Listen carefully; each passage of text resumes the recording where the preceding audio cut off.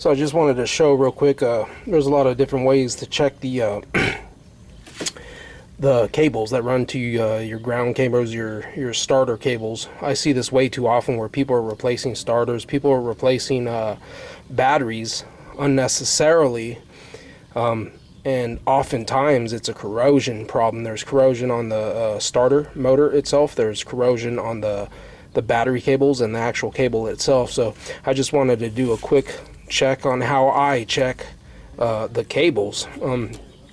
Usually if your car is completely dead, the first thing you want to do is you check your battery, and if it's not charged, what you want to do is you charge it. Right now we'll check. I'll put this right here. When I put it, you see it shoots up right there, and then we'll check the battery. So we know this is a good battery. What we do is we're going to turn this knob and it gives it amperage right here. The more amperage it's pulling off of it, the lower it's going to go. We'll just hold it for a couple of seconds. I just go up to about 200 amps and then see if it drops right here. So that's a good one. That's good. Showing good amp draw. A voltmeter is not good enough for that. So right there, if your car was dead, completely dead, the first thing you want to do is you want to charge your battery. The second thing you want to do is you want to test your battery using something like this. If not, you could take it to one of these auto parts stores. They could check it for you, and they're going to do the same thing. That big testing unit they have, it's just what it does is charge the battery, and then it puts a test on this and it prints it out. It's just fancy. You do it yourself. Get one of these things for 40 bucks. You could even get the cheaper one if you want. I like this one because you can show the amperage that you're putting on it. So now your battery's fully charged. You know it's fully charged. Now you go like this and you hear click, click, click, click, click, click, like that, and you're thinking, okay, it's a starter. So you know your battery's good, so it's got to be the starter, right? Oftentimes, a lot of times also, especially in the conditions that I live in, it gets real hot. You see all this stuff right here? All this stuff is it starts boiling over and it starts corroding the battery cables, and people unnecessarily change expensive parts, starters and everything. So the real simple, easy, quick way to check your cables that run all the way from here all the way down to the starter, you get the hook this up to the negative, and then you just hook this up to the cable down there, right? So you see it's good right here. Now here's the thing. You want to see the test that we just did, you want to see it do the exact same thing. If this drops down to replace, that doesn't mean the battery's bad, because we had just checked the battery. It means the cable's bad. So the cable's good in this one, but you'll see right here, once I put it to about 200, if it doesn't completely just drop down, so it's good. It did the same thing down there. It did the same thing down there as it did up here. Next thing we'll do, we'll take this off of here and we'll put this on another ground somewhere. But that's the best place to ground it. We could just ground it on something else though. So I'm on another ground. So basically kind of what we're doing is checking the other cable, I guess. I'm gonna do the same thing. Does the same thing.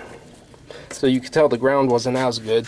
The ground is better on the battery cable itself. That's it. It's real simple. That's the quickest, easiest way to check whether you have corroded cables for your battery cables, for your starter cable, or anything like that. And then the next thing you would check,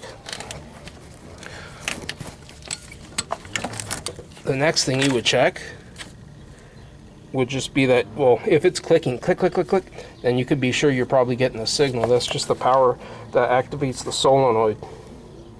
Right here, this wire right there. And you could jump that to see if you get to start from there. If you jump it, then you might have a corrosion in that wire, or the wire leading from that to your ignition.